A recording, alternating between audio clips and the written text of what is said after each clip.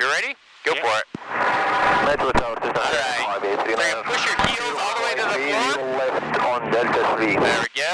Cessna 589 rudder, wind speed of 90, drop to crossing 3. Now you got a little right rudder in there, that's great. Crossing 3 on Delta. And it's starting to pick up, that's the good old Cessna shimmy, I'll explain that. So we just hold a little back pressure. There's our 55. There's 60, go ahead and pull. There you go, here comes the nose. And she's flying. Alright, so we're getting a little steep. So, yep, right rudder. Just bring the nose down a little bit now. Keep it rising.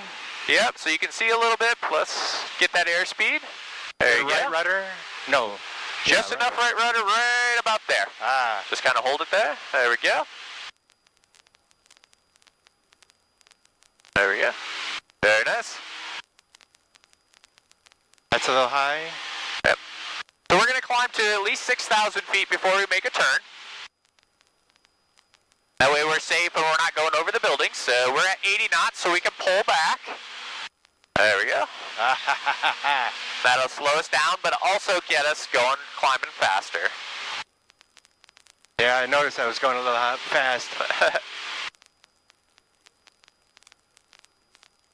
There you go. So you probably feel the yoke wanting to go forward towards the panel in your hand. Yeah. So reach down to the trim wheel, push it down. There you go. Right about there, should be good. Let it kind of set itself. There's our 6,000 feet. So we're going to make a right turn, and we're just going to head north. So basically just put the mountains on your left-hand side. Doesn't have to be a perfect north. Metro Tower, Cessna 589, holding short runway 30 left, ready for departure for full stop landing, taxi back. Cessna 589, Metro Tower, runway 30